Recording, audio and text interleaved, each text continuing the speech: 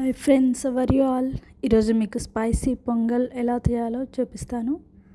First half glass బియ్యం తీసుకున్నాను, rice, and half glass పప్పు తీసుకున్నాను. ఈక్వల్గా తీసుకోవచ్చు, లేకపోతే ఎక్కువ తీసుకోవచ్చు. తీసుకున్న పెసరపప్పుని, మూంగ్ దాల్ని కొంచెం షాలో ఫ్రై చేసుకోవాలి. ఒక 5 minutes వరకు మంచి గోల్డెన్ కలర్ వచ్చే వరకు ఫ్రై చేసుకోవాలి.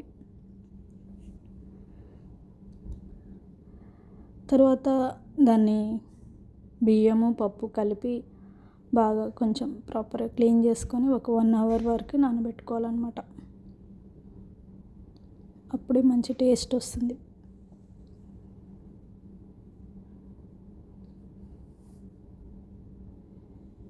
ప్లీజ్ సబ్స్క్రైబ్ చేసుకోండి ఫ్రెండ్స్ నా ఛానల్ని. Thank you for watching my channel.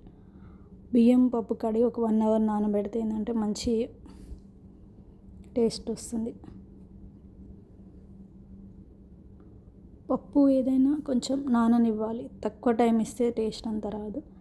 తర్వాత 1 glassకి నేను ఒక 3 glass వాటర్ పోసుకుంటున్నాను. మళ్ళీ తర్వాత మిక్స్ చేసుకుంటాం కాబట్టి 3 glasses వాటర్ సరిపోతుంది. ఒక 5 whistles. కొంచెం పసుపు యాడ్ చేసుకుంటున్నా కలర్ కోసం, కొంచెం సాల్ట్ ఫర్ టేస్ట్.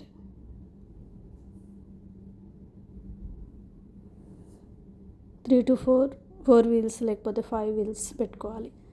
వాడే ఇంగ్రీడియంట్స్ చెప్తున్నా. ఇప్పుడు స్పైసెస్ పచ్చిమిర్చి ఒక 4-5 తీసుకున్నా, అల్లం ఒక చిన్న ముక్క, కర్రీ లీవ్స్ కరివేపాకు కొంచెం మస్టర్డ్ సీడ్స్, ఆవాలు, కొంచెం రెడ్ చిల్లీ, ఎండుమిర్చి, కొంచెం పెప్పర్ ఒక 10-15,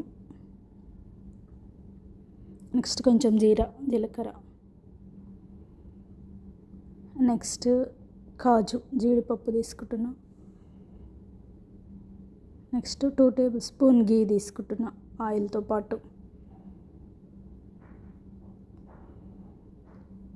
తీసుకున్న పెప్పర్ని, మిరియాలని కొంచెం క్రష్ చేసుకోవాలి. ఎక్కువ పొడిలాగా కాకుండా లైట్గా క్రష్ చేసుకోవాలి. తర్వాత హింగ్ తీసుకోవాలి. కొంచెం ఆయిల్ తీసుకొని తర్వాత గీ యాడ్ చేసుకోవాలి. నెక్స్ట్ ఫస్ట్ జీడిపప్పు వేసుకోవాలి. తర్వాత జీలకర్ర, ఆవాలు, ఎండుమిర్చి అన్నీ 1 by 1 వేసుకొని కొంచెం గోల్డెన్ కలర్ వచ్చే వరకు వేయించుకోవాలి. డార్క్గా అవ్వకూడదు, తాలింపు ఎప్పుడైనా టేస్ట్ ఉండదన్నమాట. ఇప్పుడు స్పైసెస్ యాడ్ చేస్తున్నా. పచ్చిమిర్చి, కరివేపాకు, అల్లము, పెప్పర్.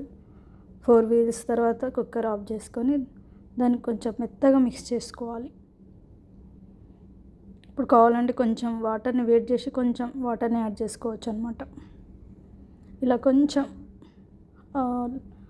లైట్గా, కొంచెం థిక్గా కాకుండా కొంచెం పల్సగా ఉండేటట్టుగా చూసుకోవాలి కన్సిస్టెన్సీ. కొంచెం లిక్విడ్ లాగా.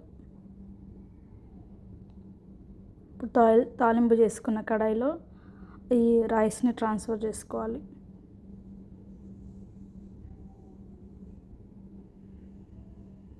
ప్రాపర్గా మిక్స్ చేసుకోవాలి. ఎక్కువ కుక్ చేయాల్సిన అవసరం లేదు. కొంచెం హింగ్ యాడ్ చేసుకోవాలి.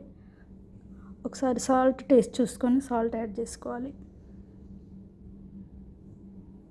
Please subscribe my channel friends. Thanks for watching.